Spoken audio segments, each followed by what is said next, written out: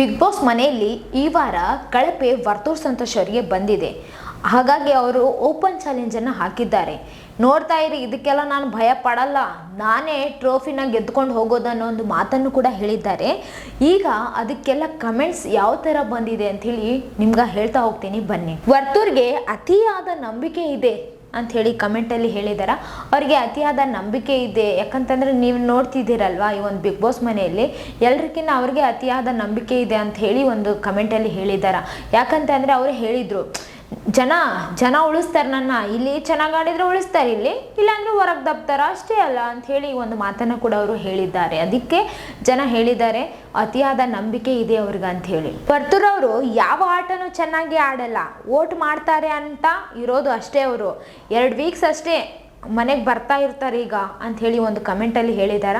ಅಂದರೆ ಅವ್ರು ಯಾವುದೇ ಆಟ ಚೆನ್ನಾಗಿ ಆಡಂಗೆ ಇಲ್ಲ, ಏನೂ ಇಲ್ಲ, ಜನ ವೋಟ್ ಮಾಡಕತ್ತಾರ ಅಂಥೇಳಿ ಒಂದು ಬಿಗ್ ಬಾಸ್ ಮನೆಯಲ್ಲಿ ಇದ್ದಾರೆ ಅಷ್ಟೇ.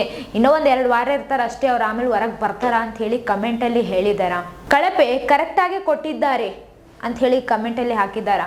ಈ ಒಂದು ಬಿಗ್ ಬಾಸ್ ಮನೆಯಲ್ಲಿ ಈ ವಾರ ಹೆಂಗೆ ಆಡಿರ್ತಾರೆ ಹೆಂಗಿಲ್ಲ ಅಂಥೇಳಿ ನೋಡಿಬಿಟ್ಟು ಕಳಪೆನ ಕೊಡ್ತಾರಲ್ವ. ಹಾಗಾಗಿ ಇಲ್ಲಿ ಏನಂತ ಹೇಳಿದ್ದಾರೆ ಇವರು ಅಂದರೆ ಕಳಪೆನ ಕರೆಕ್ಟಾಗಿ ಕೊಟ್ಟಿದ್ದಾರೆ ಅಂಥೇಳಿ ಹೇಳಿದ್ದಾರೆ. ಇನ್ನು ನೆಕ್ಸ್ಟ್ ಕಮೆಂಟ್ಗೆ ಹೋಗೋಣ. ವರ್ತೂರ್ ಅವರು ಹಾಳಾಗ್ತಿರೋದು ತುಕಾಲಿಯಿಂದ ಅಂತ ಹೇಳಿ ಕಮೆಂಟಲ್ಲಿ ಹೇಳಿದಾರೆ. ವರ್ತೂರ್ ಸಂತೋಷ್ ಅವರು ಚೆನ್ನಾಗಿ ಆಡ್ತಾರ, ಚೆನ್ನಾಗೇ ಇರ್ತಾರ, ಬಟ್ ಇಲ್ಲಿ ವರ್ತೂರ್ ಸಂತೋಷ್ ಅವರು ಹಾಳಾಗ್ತಿರೋದು ತುಕಾಲಿಯಿಂದ ಅಂತ ಹೇಳಿ ಕಮೆಂಟಲ್ಲಿ ಹೇಳಿದಾರ. ಸೊ ನೋಡ್ತಾ ಹೋಗೋಣ ಮುಂದೆ ಹೆಂಗಾಗುತ್ತೆ ಅಂತ ಹೇಳಿ. ಓವರ್ ಕಾನ್ಫಿಡೆಂಟ್ ಇದೆ ವರ್ತೂರ್ ಸಂತೋಷ್ ಅವ್ರಿಗೆ ಅಂತಲೇ ಹೇಳ್ಬೋದು.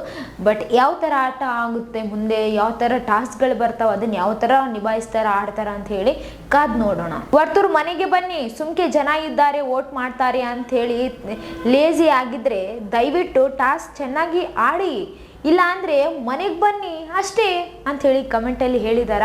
ಅವರು ಜನ ಇದ್ದಾರೆ, ಜನ ವೋಟ್ ಮಾಡ್ತಾರ ಅಂಥೇಳಿ ಲೇಜಿ ಆಗಿದ್ದೀರಾ ನೀವು, ಇದೇ ಥರ ಇದ್ದರೆ ಆಗಲ್ಲ, ತುಂಬ ಚೆನ್ನಾಗಿ ಆಡಿ, ಲೇಜಿ ಬಿಟ್ಟು ಆಡಿ, ಆಮೇಲೆ ಇಲ್ಲ ಅಂತಂದರೆ ಬಿಗ್ ಬಾಸ್ ಮನೆಯಿಂದ ಹೊರಗೆ ಬನ್ನಿ ಅಂಥೇಳಿ ಕಮೆಂಟಲ್ಲಿ ಹೇಳಿದಾರ. ಇನ್ನು ನೆಕ್ಸ್ಟ್ ಕಮೆಂಟ್ ಹೋಗೋಣ. ಒಂದು ವಾರ ಒಬ್ಬರಿಗೆ ಜಾಸ್ತಿ ಬಂದರೆ ಇನ್ನೊಂದು ವಾರ ಇನ್ನೊಬ್ರಿಗೆ ಜಾಸ್ತಿ ಬರ್ತಾವ. ಆದರೆ ಇವರಿಗೆ ಬಂದಿತ್ತಲ್ಲ ಓಟು ಫಸ್ಟಿಗೆ, ಅದನ್ನೇ ತಲೆಗಿಟ್ಕೊಂಡು ಅಂದರೆ ಓವರ್ ಕಾನ್ಫಿಡೆಂಟಲ್ಲಿ ಭ್ರಮೆಯಲ್ಲಿನೇ ಇದ್ದಾರೆ ಇವರು. ಆಮೇಲೆ ಬೀನ್ ಬ್ಯಾಗ್ ಮೇಲೆ ಕೂತ್ಕೊಂಡು ಹಿಂದೆ ಮಾತಾಡೋದು ಬಿಟ್ಟು ಬೇರೆ ಏನು ಮಾಡಿದ್ದಾರೆ ಇವರು ಅಂಥೇಳಿ ಕಮೆಂಟಲ್ಲಿ ಕೇಳಿದಾರ. ಸೊ ಈ ಒಂದು ಬಿಗ್ ಬಾಸ್ ಮನೆಯಲ್ಲಿ ಹಿಂದೆ ಮಾತಾಡ್ತಾರಲ್ವ, ಅಂದರೆ ಬೀನ್ ಬ್ಯಾಗ್ ಮೇಲೆ ಅಲ್ಲಿ ಕುಂತ್ಕೊಂಡು ವರ್ತೂರ್ ಸಂತೋಷ್ ಅವರು, ತುಕಾಲಿ ಸಂತೋಷ್ ಅವರು ಮಾತಾಡ್ತಾ ಇರ್ತಾರಲ್ವ, ಅದನ್ನು ಬಿಟ್ಟರೆ ನೀವೇನು ಮಾಡಿದ್ದೀರಾ? ಜನ ಎಲ್ರಿಗೂ ಓಟ್ ಹಾಕ್ತಿರ್ತಾರೆ, ಯಾಕಂತಂದರೆ ಅವ್ರಿಗೆ ಯಾರ್ಯಾರು ಆಟ ಇಷ್ಟ ಆಗುತ್ತೋ ಅವ್ರವ್ರಿಗೆ ಓಟ್ ಮಾಡ್ತಾ ಇರ್ತಾರೆ. ಈ ವಾರ ಇವ್ರು ಚೆನ್ನಾಗಿ ಆಡಿದರೆ ಅವ್ರಿಗೆ ಓಟ್ ಹಾಕ್ತಾರೆ, ನೆಕ್ಸ್ಟ್ ವಾರ ಬೇರೆಯವ್ರು ಚೆನ್ನಾಗಿ ಆಡಿದರೆ ಅವ್ರ ಮನೋರಂಜನೆ ಕೊಟ್ಟರೆ ಅವ್ರಿಗೆ ಓಟ್ ಹಾಕ್ತಾರಲ್ವ. ಆದರೆ ಅದೇ ಭ್ರಮೆಯಲ್ಲಿ ಇದ್ದೀರಾ, ನಿಮಗೆ ಹಾಕ್ತಾರೆ ಅಂತ ಹೇಳಿ ಅಂದ್ಕೊಂಡಿದ್ದೀರಾ ಅಂಥೇಳಿ ಒಂದು ಕಮೆಂಟಲ್ಲಿ ಹೇಳಿದಾರ. ನೆಕ್ಸ್ಟ್ ಕಮೆಂಟ್ಗೆ ಹೋಗೋಣ. ನಾವು ಪೇಮೆಂಟ್ ಫ್ಯಾನ್ಸ್ ಅಲ್ಲ, ಪರ್ಮನೆಂಟ್ ಫ್ಯಾನ್ಸ್, ಜೈ ಹಳ್ಳಿಕಾರ್. ಇಲ್ಲೊಬ್ರು ಹೇಳಿದಾರ, ನಾವು ಪೇಮೆಂಟ್ ಫ್ಯಾನ್ಸ್ ಏನಲ್ಲ, ನಾವು ಪರ್ಮನೆಂಟ್ ಫ್ಯಾನ್ಸೇ, ಜೈ ಹಳ್ಳಿಕಾರ್ ಅವರು ಅಂಥೇಳಿ, ಜೈ ಹಳ್ಳಿಕಾರ್ ಅಂಥೇಳಿ ಒಂದು ಕಮೆಂಟನ್ನು ಹಾಕಿದಾರ. ಸಮಸ್ತ ರೈತ ಬಂಧುಗಳೇ, ರೈತರ ಪರವಾಗಿ ಬಿಗ್ ಬಾಸ್ಗೆ ಹೋಗಿರುವ ವರ್ತೂರ್ ಸಂತೋಷ್ ಅವರಿಗೆ ಬೆಂಬಲಿಸಿ ಗೆಲ್ಲಿಸುವುದು ನಮ್ಮ ಜವಾಬ್ದಾರಿ. ಇದು ರೈತರ ತಾಕತ್ತು ತೋರಿಸುವ ಸಮಯ. ಜೈ ಹಳ್ಳಿಕಾರ್, ಜೈ ವರ್ತೂರ್ ಸಂತೋಷ್, ಜೈ ಕಿಸಾನ್ ಅಂಥೇಳಿ ಒಂದು ಕಮೆಂಟಲ್ಲಿ ಹೇಳಿದಾರ. ಅಂದರೆ ರೈತರ ಪರವಾಗಿ ಹೋಗಿದಾರಲ್ವ, ಅವ್ರನ್ನ ಬೆಂಬಲಿಸೋದು ಗೆಲ್ಲಿಸೋದು ನಮ್ಮ ಜವಾಬ್ದಾರಿ. ಅವ್ರನ್ನ ಹೆಂಗಾದ್ರೂ ಮಾಡಿ ಗೆಲ್ಲಿಸ್ಬೇಕು, ಅವರಿಗೆ ಬೆಂಬಲಿಸಬೇಕು, ಪ್ರೋತ್ಸಾಹ ಕೊಡಬೇಕು, ಅವ್ರನ್ನ ಗೆಲ್ಲಿಸ್ಬೇಕು. ಆಮೇಲೆ ರೈತರ ಪರವಾಗಿ ಹೋಗಿದಾರಲ್ವ, ರೈತರ ತಾಕತ್ತು ಅಂತ ಹೇಳಿ ತೋರಿಸ್ಬೇಕಂತ ಹೇಳಿ ಈ ಒಂದು ಕಮೆಂಟಲ್ಲಿ ಹೇಳಿದಾರ.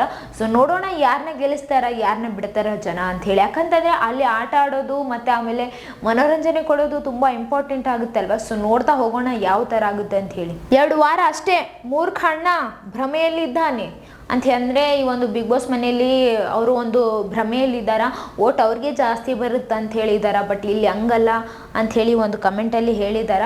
ಮೂರ್ಖರ ಅಣ್ಣ ಅಂಥೇಳಿ ಕೂಡ ಕಮೆಂಟಲ್ಲಿ ಹೇಳಿದಾರ.